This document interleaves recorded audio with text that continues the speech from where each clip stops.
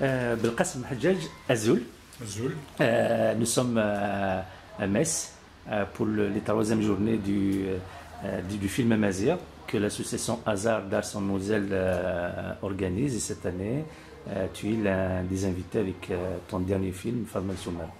Alors, pour cet entretien, la première question que j'ai envie de vous poser, comment Belkacem Hadjadj est venu au cinéma, à la réalisation?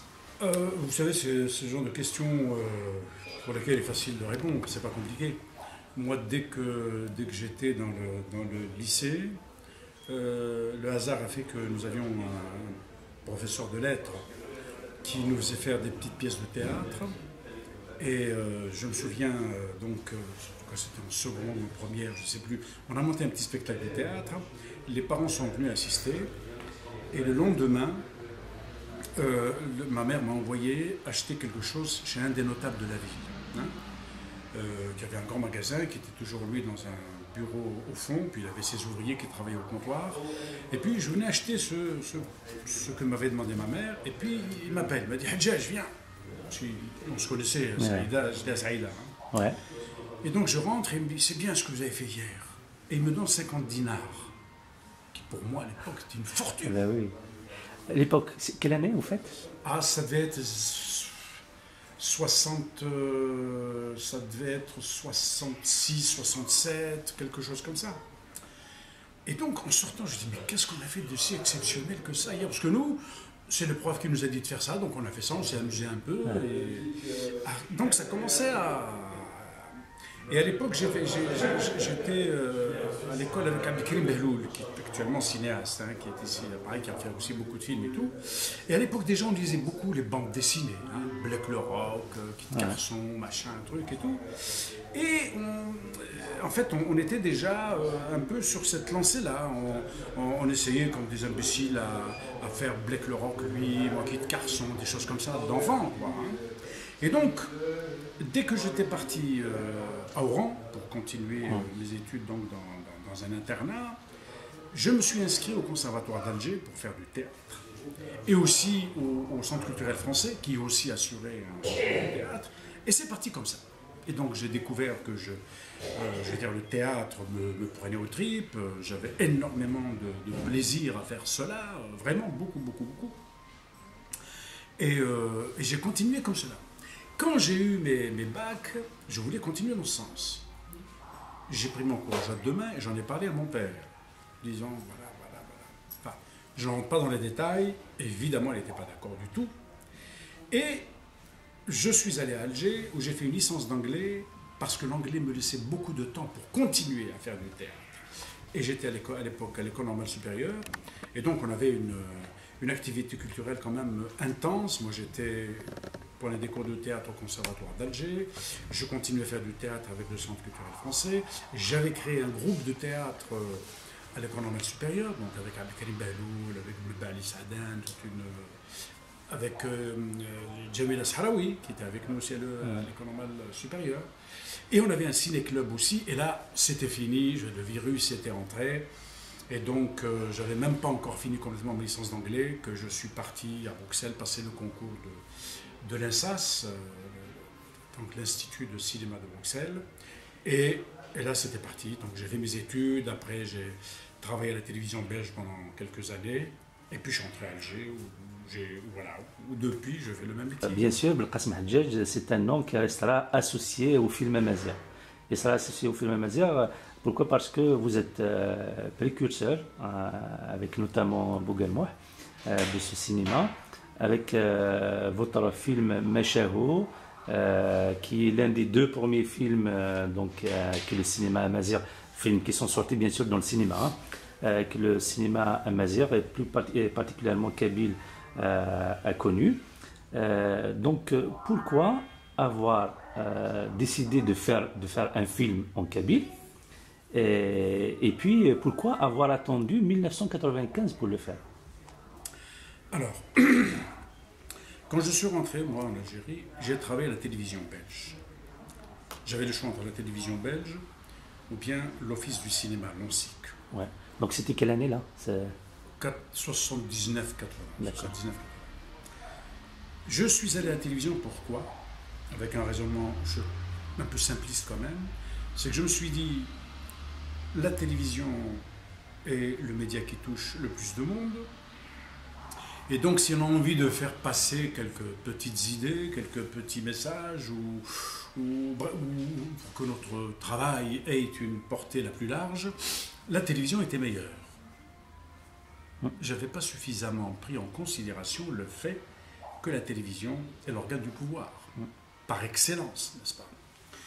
Et donc, en fait, très vite, on a déchanté, enfin, moi et les amis qui revenions chacun des études qu'il avait faites. Donc, il y avait à l'époque, il y avait Azdin Ndour, il y avait Rachid Benhaj, enfin, il y avait toute une flopée de la même génération qui revenions, qui de Moscou, qui de Paris, qui de Bruxelles et tout.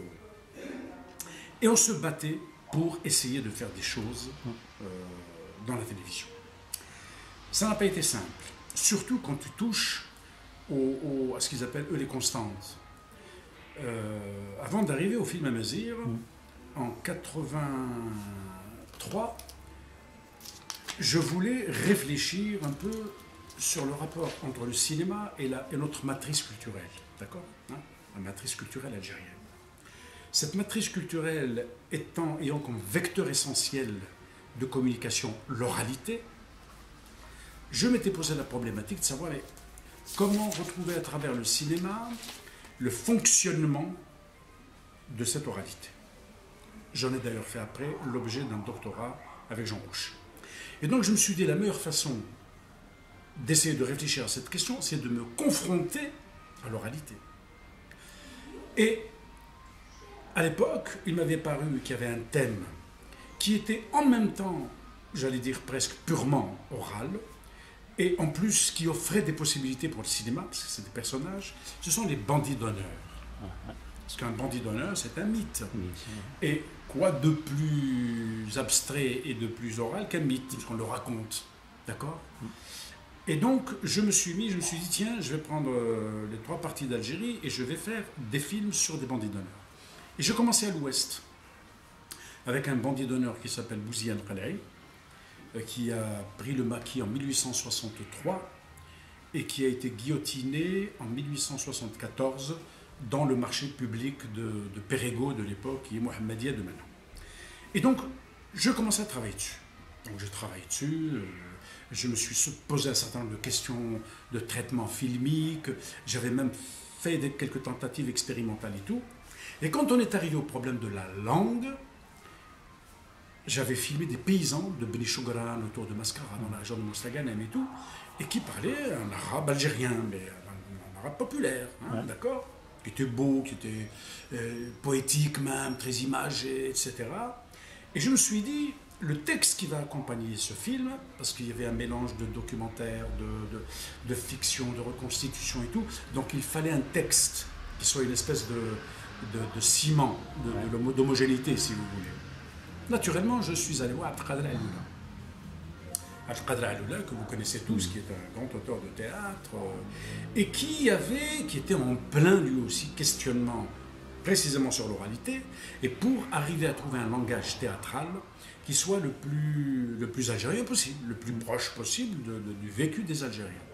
Et donc, voilà, je lui ai montré le film, on a beaucoup discuté et tout, et donc j'ai dit, écoute, il faut que tu me fasses un texte qui soit le plus proche possible du parler des gens que je viens de filmer. D'abord, pour un maximum d'homogénéité du film, et puis aussi parce que, bon, voilà, il faut que ce soit une langue de communication, une langue que tous les Algériens vont comprendre. Il n'y a pas mieux que de trouver une langue qui soit comme celle avec laquelle tu fais ton théâtre, qui a énormément de succès auprès du public. Et donc, il me fait un excellent travail. Et donc, je finis le film et tout. À l'époque, j'étais à la station régionale d'Oran. J'avais décidé d'aller à Oran. Et donc, je suis monté à Alger pour montrer le film au responsable d'Alger. Et le directeur de la télévision de l'époque, il voit le film. À la fin du film, il me dit, quand même, monsieur Hadjaj. Il me dit dans un arabe châtié, bien sûr. Il me dit, comment nous, on fait tout pour élever le niveau de la langue dans le peuple, et vous nous ramenez un truc. Il m'a dit non, vous refaites le texte, voilà. Je dis, écoutez, moi je ne refais rien du tout. Moi, voici le film que je vous livre. Vous êtes le producteur, c'est vous qui avez mis l'argent. Moi, je ne suis qu'un salarié chez vous. Voilà, faites ce que vous voulez avec. Mais moi, je ne le refais pas. Et donc, il n'a pas été diffusé pendant un bon moment. Il a fallu attendre, je ne sais plus, quelques mois. Et quand il a été diffusé, qu'était mon bonheur après qu'il soit diffusé. Oui. Il a été diffusé d'ailleurs dans le cadre de l'émission que faisait Ahmed Bedjaoui à l'époque, Télé Ciné Club. Et après la diffusion, je suis reparti dans la région. Et que n'était mon bonheur? Parce que les gens me reconnaissaient. Pourquoi? Parce que juste après le Télé Ciné Club, on avait fait un débat. Donc ma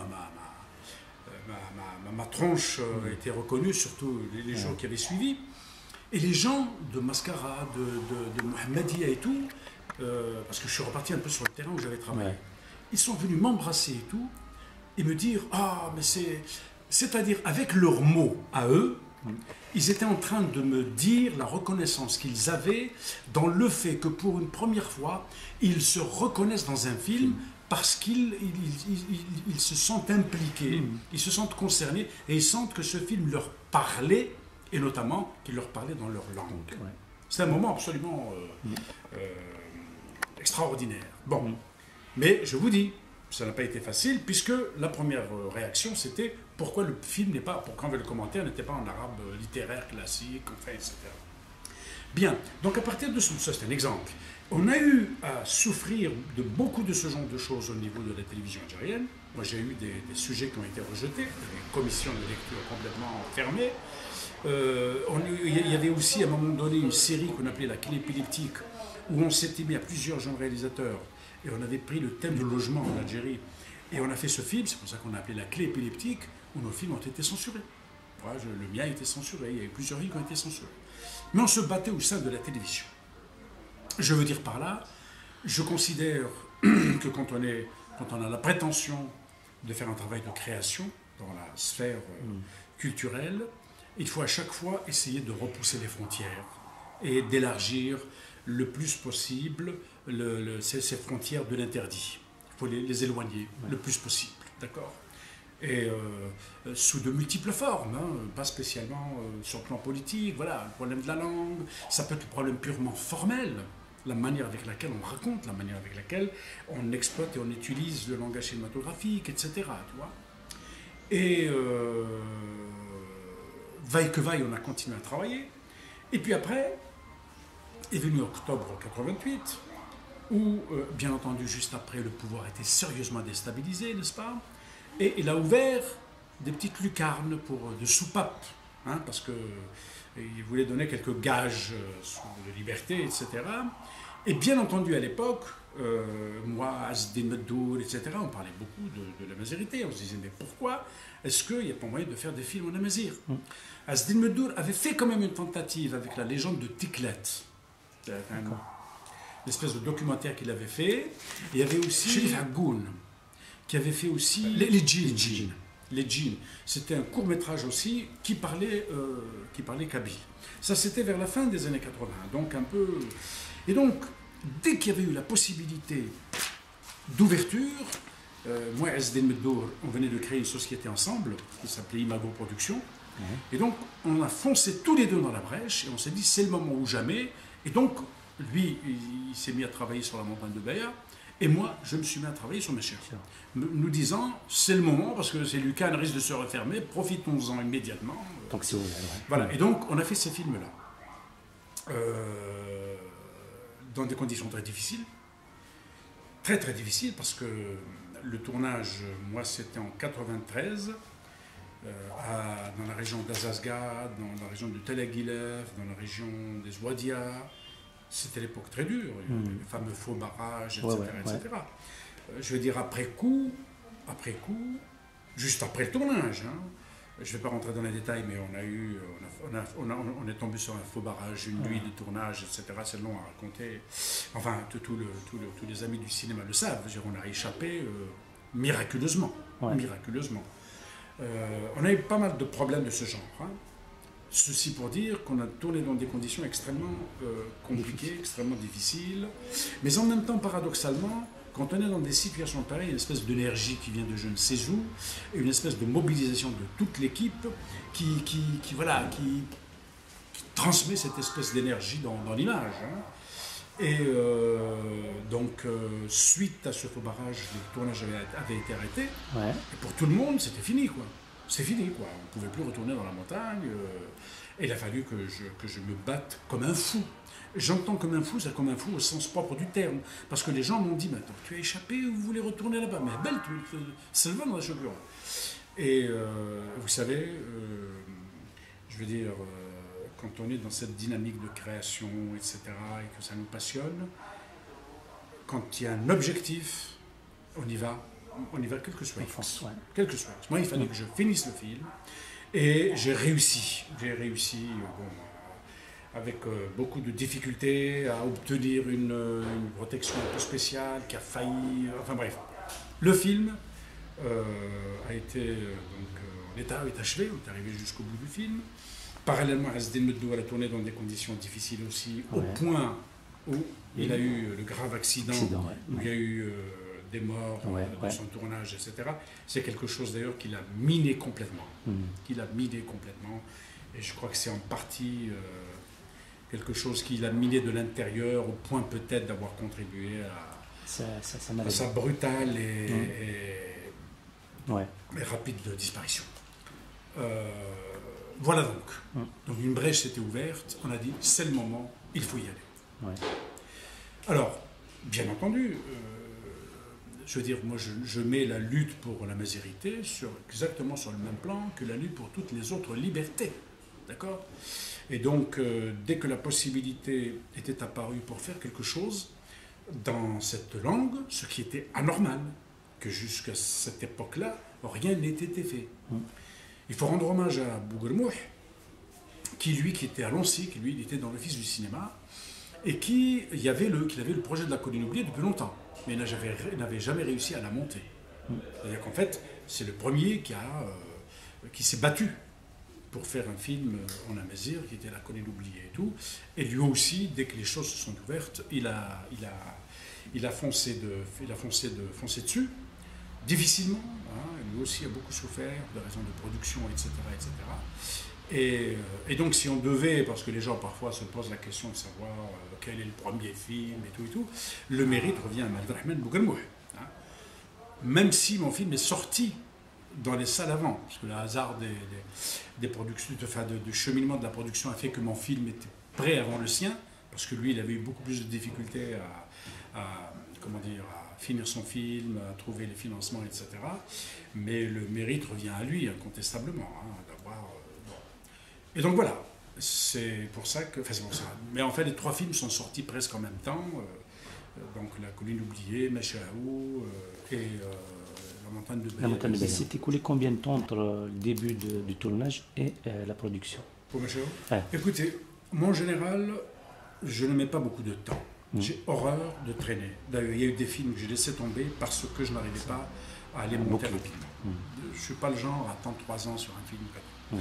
Machaou, je l'avais écrit en 92-93. Et puis j'ai mis la machine de tournage en marche. On avait tourné, c'était quand même l'hiver, je suis incapable de dire exactement, mais je veux dire fin de l'automne 93. Hein. Le tournage a dû s'achever à peu près vers la fin décembre, je crois, ou le premier jour de janvier. Et puis je crois que 3 ou 4 mois plus tard, le film était prêt, quoi.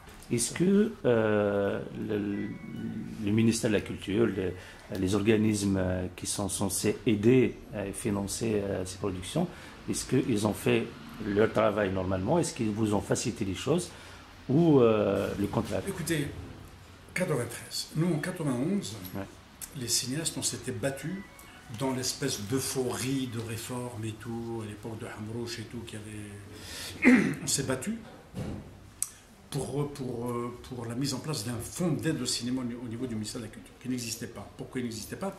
Mais parce qu'avant cette date, souvenez-vous, tout était entre les mains de l'État. C'est-à-dire, il était impossible de faire un film en tant que privé, en tant qu'indépendant. C'est impossible. Et donc, c'est le fait qu'il y a eu tout ce bouleversement-là qui a fait que la presse écrite on a ouvert les vannes, et donc il y a des gens, des journalistes qui ont créé leurs journaux, etc. Et que nous, les cinéastes aussi, on a dit, nous aussi, vous nous permettez-nous d'exister de manière autonome, et on s'est battu donc pour faire un fonds d'aide. Voilà, donc on s'est battu en 91 pour la mise en place de ce fonds d'aide au cinéma. Et donc, en 93, 2 ans plus tard, quand on a déposé les projets, on s'est battu pour avoir une aide de ce fonds. Et on l'a eu, parce qu'il n'y avait pas 36 000 projets, surtout à l'époque, souvenez-vous, les années 90, c'était pas évident de faire des films ou d'activer et tout, en particulier dans les régions montagneuses comme les régions où on a tourné ces films-là. Alors, le montage financier a été extrêmement compliqué, donc il y a eu l'aide du ministère de la Culture, du fonds d'aide. J'avais réussi à impliquer la télévision, mais je l'ai impliqué à l'époque, il y avait Abdou B. Le bref passage de Abdou B était quand même un peu plus ouvert, lui, et donc il avait signé un contrat avec nous. On avait signé un contrat quand il était directeur général. Après qu'il soit parti, le suivant ne voulait pas entendre parler de ce contrat. Il ne voulait même pas le respecter.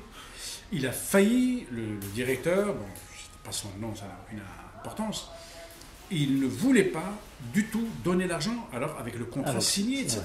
Il a failli faire capoter le projet. Ouais. Il a failli faire capoter le projet, il a fallu que je descende à Alger, enfin bref. Donc, j'ai réussi quand même à obtenir cette aide, cette contribution de la télévision qui devenait coproductrice. Du coup, voilà. Je dois avouer que beaucoup de gens dans la région, au-delà de la population, les populations ont été absolument merveilleuses dans le soutien de ce film, de manière diverse et variée, mais j'avais vu des industriels dans la région de Tizi Ouzou. Je ne citerai pas les noms, il y en avait qui m'ont dit oui du bout des lèvres, mais je n'ai jamais vu la suite. Mais il y en a d'autres, disant c'est le premier film dans la région en langue amazigh, on est là. Il y avait vraiment 2 entreprises qui nous avaient sérieusement aidés. Substantiellement. Une entreprise qui avait pris en charge tout ce qui était hébergement et restauration, un hôtel Tamgout, etc., etc. Et ben voilà, c'est un peu cela, les fonds d'aide. Donc c'était quand même serré. Et à l'époque, si ce film-là, il y avait un fonds sud en France, qui aidait, comme son nom l'indique, le cinéma du Sud, qui avait retenu le projet. Et qui avait donc dégagé une enveloppe qui nous a permis de finir les travaux de post-production ici en France. Et d'ailleurs, le film est d'abord sorti en France. C'est ça. Pourquoi justement un film qui est tourné en Kabylie, il sort d'abord en France? Alors je vais vous dire, il y a plusieurs explications à cela. La première, c'est que dès que j'avais fini le film ici, donc j'avais fini ici à Paris le film,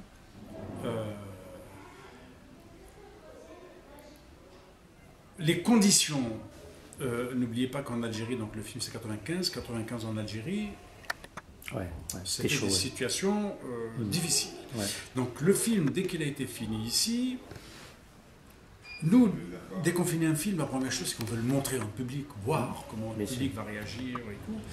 Et comme on avait fait un travail ici, et que la presse, on avait fait une projection de presse, et que la presse avait bien réagi à l'époque, je me souviens, le Figaro avait fait mon papier, Le Monde, Télérama, etc., y compris Bernard Pivot, d'ailleurs on avait parlé dans son bouillon de culture. Et donc il y avait eu l'opportunité, j'ai dit, allons-y, il ne faut pas... Ah oui, il ne faut pas perdre de temps, d'autant plus c'est extrêmement difficile de sortir un film ici en Europe, alors quand on a l'occasion, on ne va pas lâcher. Ça c'est une chose. J'aurais pu le sortir en même temps en Algérie. Mais je ne le voulais pas pour 2 raisons. La première, c'est que le circuit de diffusion et de distribution en Algérie, évidemment, était complètement 95. Je savais qu'il aurait fallu que je sois à Alger, que je m'en occupe, que je fasse tout un boulot, puisqu'il n'y a pas de distributeur. Puisque, jusqu'à cette époque-là, le distributeur, c'était l'ONSIC, l'organisme d'État. Donc, ces organismes ayant été dissous, En 95, tous ces organismes avaient été dissous. L'ONSIC, enfin le CAIC, qui est devenu le CAIC, le NPA, qui était une entreprise issue de la restructuration de la télévision, ont été dissous.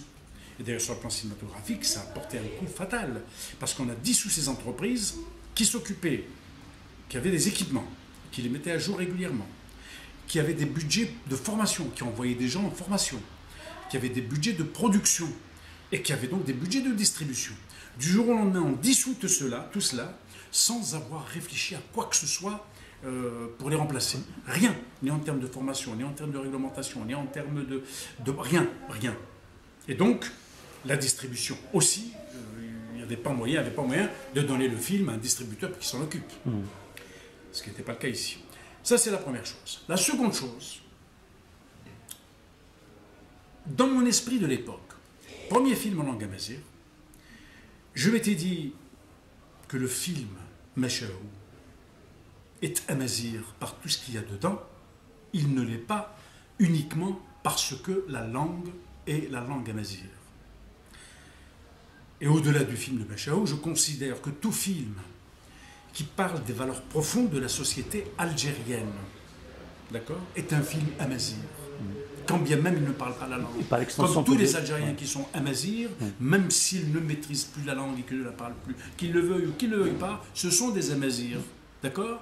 Bon, la prise de conscience de cela avance beaucoup en Algérie, alors que pendant un certain temps, les arabophones disaient, les Arabes, nous, on n'a rien à voir avec le Qbaïl, etc. etc.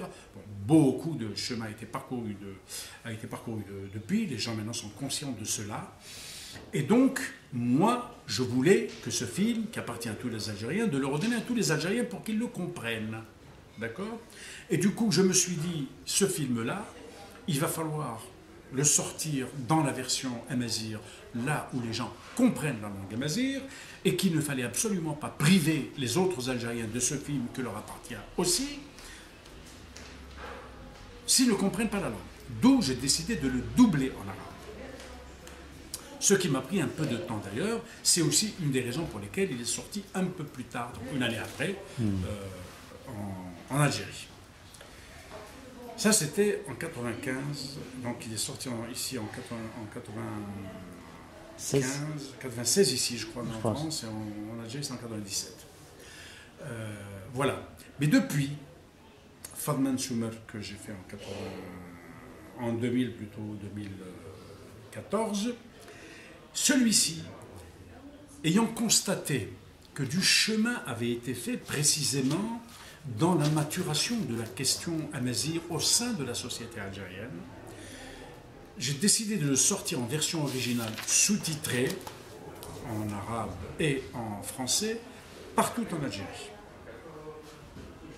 Parce que désormais la langue amazigh était reconnue partout comme étant la langue de nos ancêtres. Quand je dis nos ancêtres, c'est-à-dire tous les Algériens, tous les Maghrébins, tous les gens de ce que vous appelez vous la contrée Tamazra, voilà.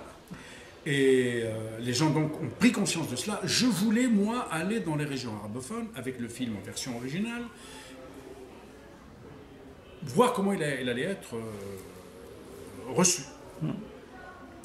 Et comment dire, vous allez dire mes espoirs, enfin, mon choix était fondé, puisque quand on passait dans les régions à majorité arabophone, et que donc il voyait le film en sous-titres, ce qui n'est pas très bien en général. Hein. Le film, c'est bien de le voir, de voir les comédiens parler, les personnages parler, etc. Et bien dans le débat et tout, à un moment ou à un autre, je posais la question pour savoir. Je dis, voilà, on n'a pas eu le temps de doubler le film en arabe, est-ce que vous avez pu suivre, etc. etc. Et naturellement, beaucoup de gens répondaient en disant, oui, bon, on a pu suivre et tout, ça aurait été mieux si on avait compris, mais bon, mais voilà, c'est bien, désormais, la langue amazigh, c'est notre langue, et c'est bien qu'on prenne l'habitude de l'entendre, de l'écouter, enfin, etc. Ceci pour dire, qu'entre le moment où j'ai sorti Machaou et le moment où j'ai sorti Fadman Soumer, il y a quand même cette question qui a mûri et qui a maturé au sein de la société algérienne. Le combat n'est pas fini, hein, on dit bien. Ben oui, ici. Comme il n'est pas fini pour toutes les autres libertés. Ouais. Alors, par la suite, est-ce que vous avez eu des facilités ou plutôt des difficultés pour le diffuser, pour pour qu'il passe à la télé, pour qu'il... Est-ce qu'au niveau justement des autorités, est-ce que le film a eu un accueil normal, l'accueil qu'aurait n'importe quel autre film, ou pas? Écoutez, je dois vous dire franchement que je n'ai pas senti du tout, comment dire, d'hostilité envers ce film quand il est sorti. Ah. Je m'en souviens pas. Ouais. Il y a eu les articles, la presse était quand même plutôt positive. Il y a quand même eu 1 ou 2 articles parlant d'autre chose que le film. Parlant d'autre chose que le film, comme toujours. Mais sinon, les difficultés de sortie n'étaient pas liées à une quelconque entrave, mais aux conditions dont je vous parlais tout à l'heure. Les conditions de distribution et de sortie d'un film. À la télé, ce film-là a été diffusé. Alors attendez, qu'est-ce que je me souvienne? Est-ce qu'il a été diffusé d'abord en version doublée en arabe ou en version originale? Je vous avoue, je suis incapable de le dire. Les 2 versions ont été diffusées, mais allez savoir laquelle avait été diffusée en première. Je préfère ne me D'accord. souviens pas. J'avoue que je ne sais pas. Alors maintenant, pourquoi avoir attendu presque 20 ans pour faire un deuxième film en kabyle? Ah bah, c'est pas une question d'attendre, c'est que, vous savez, moi je ne suis pas un militant qui fait du cinéma. Ouais. Je suis un cinéaste d'abord. Et les mécanismes, dont nous-mêmes ne sommes pas conscients et que nous ne maîtrisons pas de création et de travail et tout, sont tels que, comment dire... moi, je ne me suis pas dit, il faut absolument que je fasse un autre film à Mazir. Parce que je vous dis encore une fois que le combat pour les libertés, quelle qu'elle soit en Algérie, est pour moi un combat à Mazir. D'accord? Donc, après Machahou, il y a eu justement les fameuses années, les années 90, le trou noir. Les années noires, ouais. Et moi, en tant que cinéaste, je me suis senti le devoir de témoigner de cette époque-là. D'accord? C'est extrêmement difficile de tourner à l'époque. Bien. Et c'est pour cela que j'ai fait 3 documentaires et un long métrage qui s'appelle Manara. Les documentaires, j'ai fait un documentaire qui s'appelle L'arc-en-ciel éclaté, qui était un film sur les enfants rescapés du massacre de Reis. Le massacre avait eu lieu en 1997 et moi le film je l'ai fait 1 an plus tard, en 1998. Parce qu'il fallait témoigner. Et c'est un film qui avait beaucoup circulé et que même l'UNICEF avait utilisé parce que c'était autour des enfants pour parler de ces problèmes. Ensuite, j'ai fait un film pour rendre hommage au combat des femmes qui s'appelle Une femme taxi à Sidi Bel Abbès, qui est un film qui a beaucoup circulé. Il a été diffusé dans toutes les chaînes européennes, il a circulé beaucoup. Et c'est un film qui est, qui était sorti à l'époque du qui tue qui. D'accord? Pendant que nous, on était en Algérie, on savait à quel monstre on avait affaire. Souvenez-vous, ici, on disait moi-même, quand j'ai sorti le film Machahou, des gens ici en France me disaient « Oui, mais si vous avez pu tourner dans des montagnes aussi dangereuses, c'est louche, hein, c'est que vous devez être un membre de l'armée, comment avez-vous pu tourner là ?» C'est-à-dire, c'était insultant, parce que ça veut dire que, à titre personnel, à titre individuel, moi et les collègues cinéastes qui y ont travaillé, n'avions pas suffisamment de courage pour travailler dans cette époque-là. Hein, je suis un lâche qui aurait eu besoin de l'armée pour aller tourner. Bon, c'est pour vous dire, à l'époque, comment elle était. Ouais. Et donc, quand le film Une femme taxi à Sidi Bel Abbès est sorti, ça a fait beaucoup de bien. Pour montrer, parce que là, je suis allé sur le terrain, on a filmé des choses, on a filmé des femmes qui résistent dans l'usine électronique de Sidi Bel Abbès, cette femme taxi, les fameuses 11 enseignantes qui avaient été égorgées à Sfizef dans la région de Bel Abbès, enfin, etc. etc. Donc, ça c'était le deuxième film. Et le troisième film, c'est un film qui avait été réalisé par Abdelnour Fallag, le frère de Mohamed, qu'on avait fait sur Igoujdal. Igoujdal qui était le premier village kabyle qui s'était opposé aux terroristes, qui avait fait le coup de feu contre les terroristes, et qui a été le point de départ de la défense des villages, etc. etc. Donc on a fait un documentaire là-dessus aussi. Et puis j'ai fait le Manara.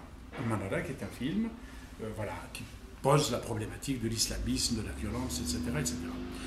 Ça parle pas kabyle, mais moi, pour moi, ça tient du même combat. Donc, Belkacem Hadjadj, entre 95 et 2014, il a travaillé, il a fait du cinéma. Heureusement, oui. Oui, juste pour le cas. Alors maintenant, pourquoi le choix de Fadman Soumer? Qu'est-ce qui a motivé votre choix? Alors, est arrivée la célébration du 50e anniversaire de l'indépendance. Je vous avoue que j'aime pas trop, moi, comment dire, c'est commémoration. C'est commémoration, etc., etc. Mais bon, le cinéma a besoin d'argent pour faire des films. De plus en plus, le cinéma a besoin de moyens. Sinon, on fait de la bricole. Et quand on fait de la bricole, on ne rend pas service à la cause qu'on traite de manière bricoleuse.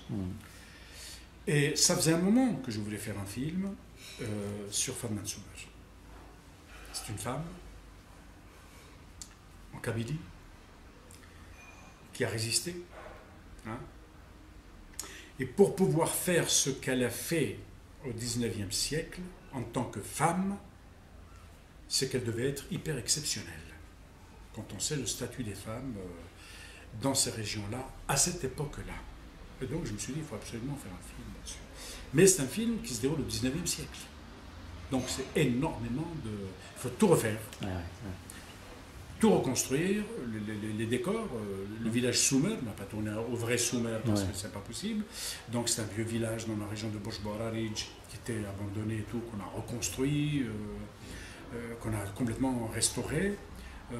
Alors il fallait fabriquer les armes, fabriquer les bottes, tout, absolument tout. Comme le gros du tournage s'est fait dans la région de Boshborarij, il y avait le village Soumer qui était un village qu'on avait restauré dans le coin.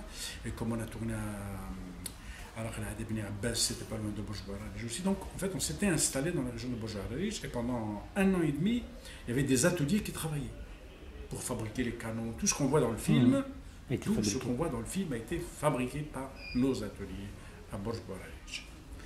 Et donc le 50e permettait cela parce qu'il voulait absolument faire des films sur des héros et héroïnes, etc., etc., etc. Et donc moi j'ai soumis le projet que j'avais appelé le Burnous embrasé dans un premier temps. Je ne voulais pas mettre le nom de Fadman Soumer. Voilà. Ils nous ont tellement chat échaudé, craint l'eau froide, comme on dit, n'est-ce pas? Et donc j'ai dit, bon allez, je dis Burnous embrasé, un film sur la résistance au colonialisme, etc., etc. Bref. Et donc on a fait le film. Et au moment de le faire, c'est un film extrêmement compliqué à faire parce que il y a des considérations d'ordre historique. Faire un film historique impose un certain nombre de difficultés, qui est le respect de la, entre guillemets, de la vérité historique, mais en même temps, il ne faudrait pas complètement brider la création artistique. Et donc cette équation à résoudre, comment fabriquer un personnage, le romancer, faire un développement dramaturgique entre les personnages et tout, sans être en porte-à-faux avec les faits historiques. Et donc on a travaillé quand même avec un historien de Tizi Ouzou pendant 6 mois à peu près, Si Youssef, qui était, je peux aller à la retraite maintenant, qui était prof d'histoire à Tizi Ouzou. J'avais travaillé avec Melhab Ben Brahim, qui est historienne et anthropologue aussi, qui connaît bien le 19e siècle. Et j'ai associé avec moi un scénariste, Marcel Beaulieu, qui est franco-canadien, parce que je voulais qu'on fasse un film qui ne soit pas enfermé dans la vision algéro-algérienne. Donc c'est toujours bon d'avoir un autre regard. Voilà. Et donc on a quand même mis beaucoup de temps pour écrire ce scénario-là, ça n'a pas été facile. Et puis après, je vous dis, donc il y a eu 1 an de préparation, tournage aussi très très difficile, enfin bref. Et puis voilà, enfin, le film Fadman Soumer existe. Je dois vous avouer une chose, c'est qu'en fait, je suis pas un grand partisan de ce genre de film, de héros, machin, truc.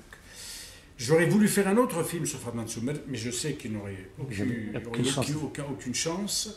C'est après qu'elle ait été arrêtée, et qu'elle était dans la région de Médéa. Vous savez qu'elle a été arrêtée en 1857 et elle est morte en 1863, 33 ans.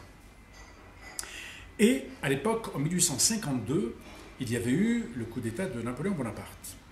Et donc, il y avait des émeutes à Paris, etc. Il a d'ailleurs amené les généraux français qui étaient en Algérie pour réprimer ici à Paris. Hein. Et puis, il y a eu beaucoup de gens qui ont été déportés.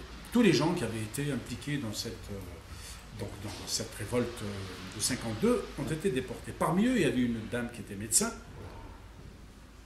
Alors, un petit trou de mémoire, je ne me souviens plus de son nom. Une militante, hein, qui avait été déportée et et que d'ailleurs les gens ont dit, écrivaient une lettre d'excuse à Napoléon, il va vous ramener ici. Elle a dit non, pas du tout, etc. Et elle a vécu en Algérie jusqu'au moment où elle était pas sur le point de mourir, elle était médecin. Et je voulais faire une rencontre de deux révolutionnaires de l'époque. Comme Fatma était malade, parce qu'on raconte qu'elle est morte et avec des douleurs atroces au niveau du bas-ventre, allez savoir, un cancer de l'utérus ou que sais-je. Enfin, c'était le prétexte pour que cette femme française, qui elle aussi s'est battue dans son pays pour la liberté et tout, je voulais donc les faire rencontrer. Et ce film, il n'est pas exclu que je le fasse, mais ce film n'aurait jamais eu chance d'être financé dans le cadre du secteur universitaire. Le film que j'ai fait de Mechahou, il y a quand même la condition de la femme kabyle dans la société kabyle qui est là. Fatma Soumer, bon, c'est une femme, hein, c'est la résistance d'une femme. En plus, quand là, vous parlez de votre... au fait de ce que vraiment de votre souhait, hein, de ce que vous voulez faire vraiment par rapport à Fatma Soumer, une femme taxée à Sidi Bla Abbas. Donc on voit quand même que Qasim Hadjadj veut pointer, il me semble, hein, la condition de la femme en Afrique du Nord, dans la société amazigh. Il y a un peu de ça ou pas? Je ne sais pas, est-ce que je me trompe? Écoutez, c'est pour ça que je vous dis que moi, la lutte amazigh est indissociable. Je veux dire, moi par exemple, je veux dire une chose. Si quelqu'un vient me parler de combat pour la mazérité, mais que son rapport avec les femmes est exécrable, il n'a aucune crédibilité à mes yeux. Il n'est pas amazigh, il ne peut pas être amazigh. Vous comprenez? Exactement. Voilà, c'est pour ça que je vous dis. Mais dans une société comme l'Algérie, l'Afrique du Nord de manière générale, vu le statut des femmes, passer à côté ou passer sous silence ou ne pas l'évoquer de manière permanente, parce que c'est quand même là-dessus, je veux dire, sur le plan sociétal, c'est le statut, c'est pas compliqué. À mes yeux, le statut de la femme est le véritable baromètre d'une société. C'est en fonction du statut de la femme que tu peux savoir si une société avance ou recule. D'accord? Et de ce point de vue-là, je considère qu'on ne peut pas parler de la société algérienne, hein, n'est-ce pas, sans automatiquement buter sur le problème de la femme. C'est pour cela qu'effectivement, dans tous mes films, la femme a une place importante, quand elle n'est pas le sujet principal. Et dans Mechahou, alors Mechahou, c'est un film, si vous voulez, comment dire, qui pousse sa contradiction jusqu'à son contraire. Dans Mechahou, c'est de pousser ces valeurs archaïques en Kabylie, qui poussent jusqu'à la destruction totale et finale. Et les femmes, pendant que l'homme, aveuglé par son nif et par son je sais quoi, part et se transforme en animal, hein, elle serait au bout d'un moment, elle n'est plus un être humain. Eh bien, qui assume? C'est la mère, c'est la maman, c'est la femme qui continue à entretenir la vie dans le foyer. Et vers la fin, le film finit sur les deux femmes, n'est-ce pas? Les hommes, on ne sait pas. Bon, un grand point d'interrogation. Est-ce que le jeune a été tué ou pas? Est-ce que le mari va vivre ou pas? À la limite, on s'en fout, quelque part. Parce que je considère que dans nos sociétés, en particulier dans la société, comment dire, kabyle, hein, mais le rôle de femme n'est pas suffisamment mis en valeur. Le poids que portent les femmes sur leurs épaules, au-delà du poids affectif, l'imma, etc., etc. Mais même cela, quelque part, cette espèce de lien extraordinaire que les hommes ont envers leur mère. mais il est quelque part, je pense, significatif de la jante masculine vis-à-vis de la jante féminine, parce que dans l'inconscient, on sait que de la même manière, le rapport qu'une mère a avec son enfant est extrêmement puissant. On sait que cette société kabyle, son sens, sa force, comment dire, sa vitalité, etc., est en très grande partie portée sur les épaules des femmes. Effectivement. Ces dernières années, on assiste à une production assez riche en quantité, hein, de films, en tout cas, hein, de produits qu'on appelle films amazigh, kabyle, tout ce qu'on veut. En même temps, il y en a qui disent que c'est un peu amateur, parfois on dit c'est un peu médiocre, c'est un peu... Hein. Alors, quel est votre point de vue, vous, hein, qui êtes cinéaste, qui êtes connu bien sûr pour votre professionnalisme, qui est un précurseur du cinéma amazigh? Qu'est-ce que vous pensez de cette production, justement, de cette production en Afrique du Nord d'une manière générale? On voit même derrière le festival de cinéma amazigh. Hein. Alors, voilà, est-ce que ça rend service au cinéma amazigh ou, au contraire, ça dessert le cinéma amazigh, ou ce qui peut être appelé cinéma amazigh? Mais vous savez, le problème du rapport de l'art à la société de manière générale, hein, est très complexe. Que ce soit le cinéma, que ce soit la peinture, que ce soit le théâtre, que ce soit... au-delà du fait que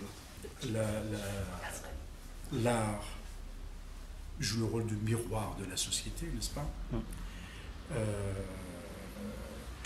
Le fonctionnement, le rôle, l'apport des productions artistico-culturelles dans une société, leur rôle est capital, bien sûr, mais en même temps très complexe, d'accord? Bien. Vous posez le problème de la cinématographie.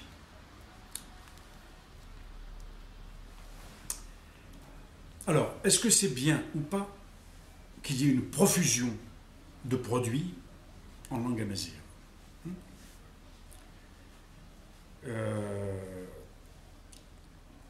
Que vous dire? Ce que je puis vous dire, c'est que je considère que parfois,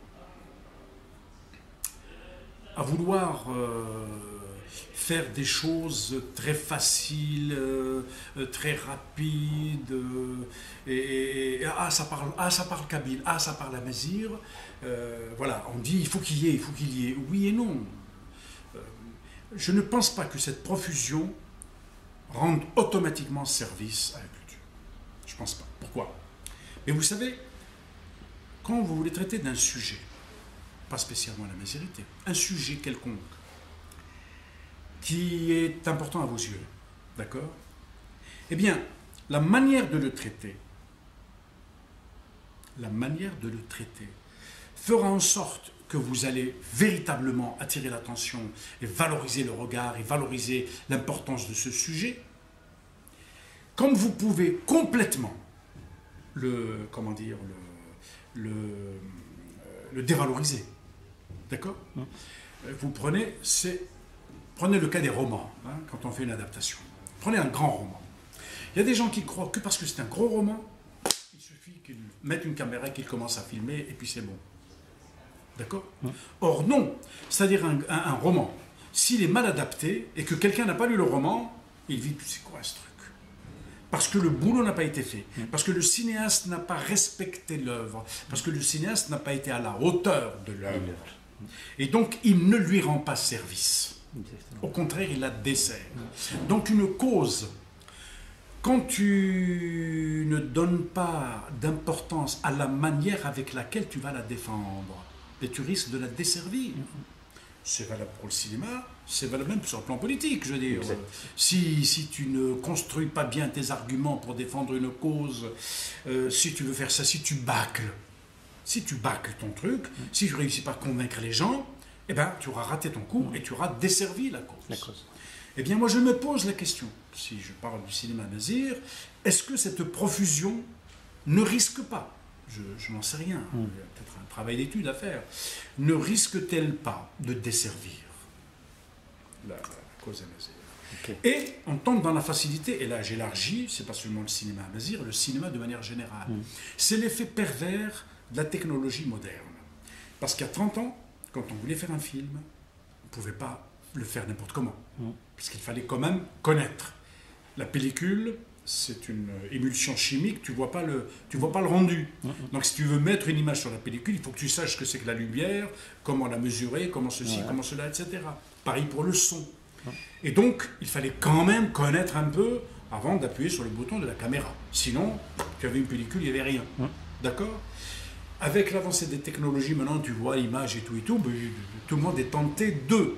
Et je pense que de ce point de vue-là, c'est un piège dans lequel tombent notamment les jeunes de manière générale et tout, et ils se disent, ah voilà, et il fait n'importe quoi, et donc, alors, adieu, je veux dire, l'époque où, avant d'appuyer sur la caméra ou de mettre son œil sur le temps d'une caméra, il fallait quand même avoir acquis un minimum de culture cinématographique, avoir vu des films, avoir acquis un minimum de savoir sur le cinéma, qu'il soit d'ordre de culture générale, qu'il soit de culture cinématographique, qu'il soit même technique, avant de commencer à filmer.